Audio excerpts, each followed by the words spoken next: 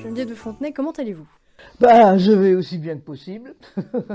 Toujours un petit rhume, des trucs comme ça, mais enfin pour l'instant ça va. Alors vous avez suivi comme chaque année les élections de Miss France, remportées par Clémence Bottineau, Miss Guadeloupe.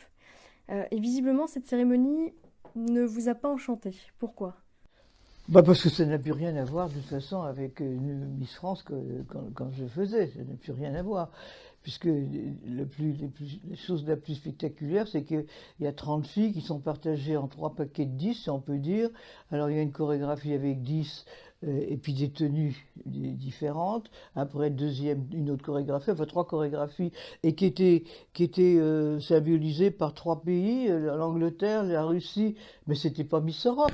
Parce que les candidates, elles représentent finalement nos provinces, notre terroir, enfin, notre folklore, le vrai folklore et tout ça. Et c'était ça. Nous, on allait beaucoup dans les petits villages où on voyait que c'était la France de Jean Ferrat. Elles sont militarisées, elles marchent vite, il n'y a plus ce qu'on présentait, des robes où elles avaient d'abord les mêmes robes et tout ça. C'est un peu du musical, quoi, parce que le folklore, il n'y en a plus non plus. C'est des stylistes qui font des trucs qui ressemblent à rien du tout. Sylvie Tellier me disait, mais il faut se moderniser. Mais j'ai dit, mais le folklore, ça se modernise pas. C'est le folklore, c'est le contraire du modernisme. Alors c'est comme si vous vouliez moderniser toutes les cathédrales. J'ai été très bien avec Sylvie Tellier. Et là, j'ai cassé net quand elle a dit qu'elle ne voyait pas d'opposition à faire une Miss transgenre. Alors là, j'ai bondi. J'ai dit, mais comment elle peut dire une chose pareille?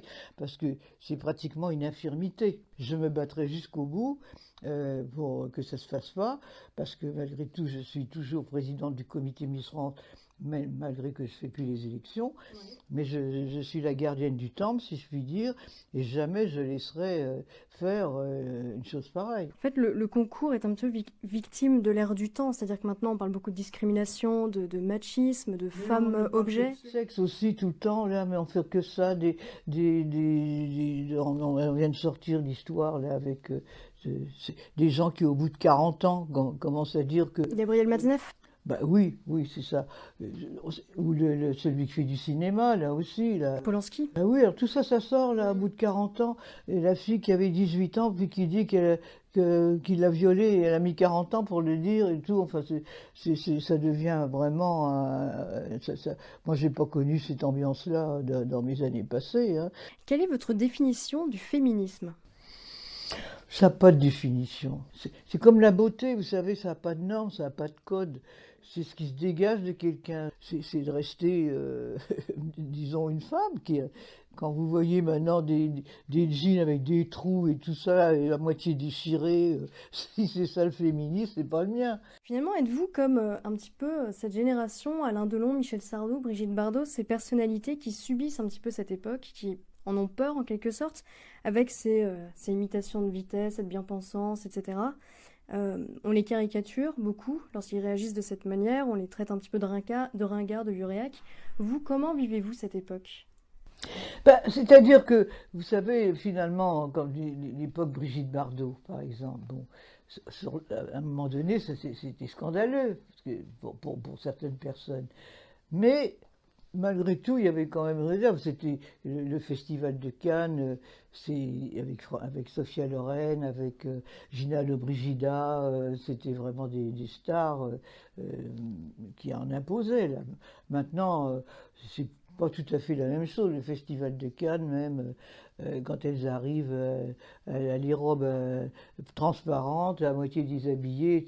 D'ailleurs, c'est là où on voit qu'elles s'offrent. Alors après, il suffit qu'elles aillent dans un des hôtels en face, les hôtels luxueux, avec un metteur en scène qui lui dit, bah tu sais, si tu veux peut-être faire du cinéma, bah viens, on va boire une petite coupe de champagne dans la chambre, hein, et voilà comment ça se passe. Et alors après, bah oui, m'a violée, bah oui, c'est facile à dire.